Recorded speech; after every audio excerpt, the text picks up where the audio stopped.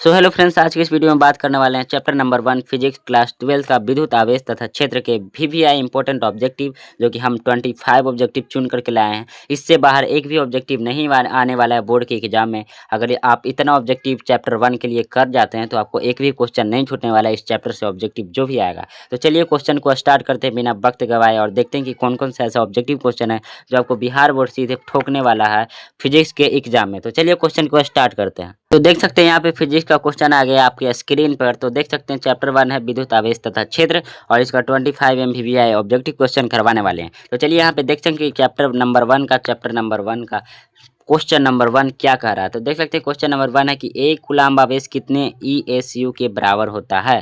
तो इसका सही जवाब हो जाएगा ऑप्शन नंबर ए 3 × 10⁹ उसके बाद है मेरा क्वेश्चन नंबर 2। क्वेश्चन नंबर 2 देख सकते हैं कह रहा है कि मुफ्त आकाश की परावैद्युता एप्सिलॉन नॉट का मान कितना होता है। तो दूसरा का आंसर हो जाएगा option number C 8.85 × 10⁻12 farad metre प्रति सेकेंड। चलिए मेरा अगला सवाल है क्वेश्चन नंबर 3। क्वेश्चन नंबर 3 देख सकते हैं कह रहा है कि जब किसी वस्तु को आवेशित किया जाता है तो उसका द्रव्यमान क्या हो जाता है। तो आपको पता होगा कि उसका द्रव्यमान क्या हो जाता है, तो बढ़ भी सकता है और घट भी सकता है। तो इसका सही जवाब हो जाएगा ऑप्शन नंबर डी। चलिए अगला सवाल है मेरा चौथा नंबर कह रहा है कि विद्युत तीव्रता का मात्रक क्या होता है। तो इसका सही जवाब होगा ऑप्शन नंबर बी वोल्ट प्रति मीटर। चलिए मेरा अगला सवाल है क्वेश्चन नंबर 5। देख सकते हैं क्वेश्चन नंबर 5 कह रहा है कि किसी आवेशित गोलीय चालक के भीतर विद्युत क्षेत्र की तीव्रता क्या होती है। तो क्वेश्चन नंबर 5 का सही आंसर हो जाएगा ऑप्शन नंबर बी क्या होता है, 0 होता है। चलिए मेरा अगला सवाल है क्वेश्चन नंबर 6 कह रहा है निम्नलिखित में से कौन सी राशि सदिश है। तो आपको विद्युत विभव क्या हो जाएगा, तो विद्युत विभव आपको अदिश राशि हो जाएगा। विद्युत क्षेत्र की तीव्रता क्या हो जाएगा, तो आपको सदिश राशि हो जाएगा। इसका यानी छठा का सही आंसर हो जाएगा ऑप्शन नंबर बी। चलिए मेरा अगला सवाल है क्वेश्चन नंबर 7। क्वेश्चन नंबर 7 देख सकते हैं कह रहा है कि विद्युत द्विध्रुव आघूर्ण का एसआई मात्रा कितना होता है। तो 7वां का सही आंसर हो जाएगा option number A coulomb metre होता है। चलिए मेरा 8वां सवाल है कह रहा है किसी माध्यम की अपेक्षित परावैद्युता ER बराबर होता है किसके बराबर होता है। तो सही जवाब हो जाएगा एप्सिलॉन बटा एप्सिलॉन नॉट के बराबर होता है। चलिए मेरा क्वेश्चन नंबर 9 है।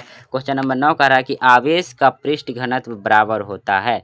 तो आवेश का पृष्ठ घनत्व किसके बराबर होता है, तो इसका फॉर्मूला क्या होता है। तो मेरा होता है कुल आवेश बटा कुल क्षेत्रफल। चलिए मेरा अगला सवाल है क्वेश्चन नंबर 10 कह रहा है धातु का परावैद्युतांक कितना होता है। तो धातु का परावैद्युतांक कितना होता है, तो अनंत होता है। चलिए मेरा अगला सवाल है क्वेश्चन नंबर 11।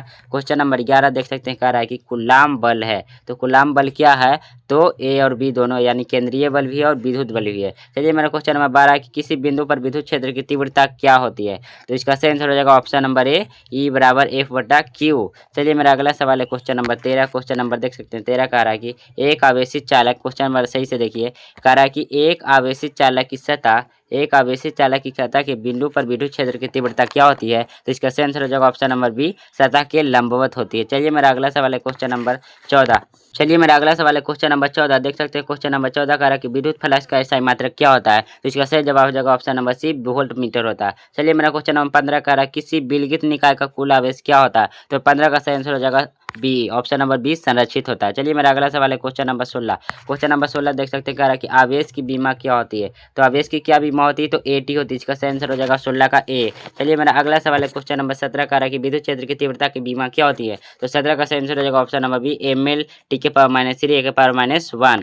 चलिए मेरा अगला सवाल है क्वेश्चन नंबर 18 देख सकते हैं क्वेश्चन नंबर 18 कह रहा है कि स्थिर विद्युत क्षेत्र होता है। तो स्थिर विद्युत क्षेत्र क्या होता है, तो संरक्षी होता है। चलिए मेरा अगला सवाल है क्वेश्चन नंबर 19 कह रहा है एक समविभवी पृष्ठ के एक बिंदु से दूसरे बिंदु तक आवेश को ले जाने में किया गया कार्य क्या होता है। तो इसका सही जवाब हो जाएगा ऑप्शन नंबर सी 0 हो जाता है। चलिए मेरा अगला सवाल है क्वेश्चन नंबर 20 देख सकते हैं क्वेश्चन नंबर 20 कह रहा है कि गॉस के नियम का सही समीकरण है। तो गॉस का नियम का सही समीकरण क्या होता है, तो इसका आंसर हो जाएगा ऑप्शन नंबर ए QE बराबर Q/ε0। चलिए मेरा अगला सवाल है क्वेश्चन नंबर 21। क्वेश्चन नंबर 21 कह रहा है कि पानी का परावैद्युतांक स्थिरांक होता है। तो पानी का परावैद्युतांक स्थिरांक कितना होता है, तो 80 होता है। स्थिरांक का कितना होता है, 80 होता है। चलिए मेरा अगला सवाल है क्वेश्चन नंबर 22 कह रहा है यदि दो आवेशों के बीच की दूरी दोगुनी कर दी जाए, क्या कर दी जाए, तो दोगुनी कर दी जाए तो उनके बीच लगने वाला बल क्या हो जाता है। तो उनके बीच लगने वाला बल 1/4 गुना के बराबर हो जाता है। चलिए मेरा अगला सवाल है क्वेश्चन नंबर 23। क्वेश्चन नंबर 23 देख सकते हैं कह रहा है कि साबुन के एक बुलबुले को जब आवेशित किया जाता है तो उसकी त्रिज्या क्या हो जाती है। तो क्वेश्चन नंबर 23 का सही आंसर हो जाएगा ऑप्शन नंबर ए बढ़ जाती है। चलिए मेरा क्वेश्चन नंबर 24 से कह रहा है वैद्युत द्विध्रुव की निरक्षीय स्थिति में वैद्युत विभव का मान क्या होता है। तो निरक्षीय स्थिति में आपका क्या होता है, 0 होता है। चलिए मेरा लास्ट सवाल है क्वेश्चन नंबर 25। तो देख सकते हैं इतना ही मेरा क्वेश्चन था। 25 ऑब्जेक्टिव क्वेश्चन आपको करवा दिए हैं। तो आपको क्वेश्चन कैसा लगा और कैसा कैसा क्वेश्चन था और आपसे कितना बना, कमेंट में जरूर कमेंट करके बताइएगा कि आपको कितना नंबर आया। और ऐसे ही इंपॉर्टेंट क्वेश्चन आपको मिलता रहेगा चैप्टर नंबर 2 के लिए। तो आप जल्दी से चैनल को सब्सक्राइब करिए। मिलते हैं नेक्स्ट वीडियो में। Bye bye, take care, love you all.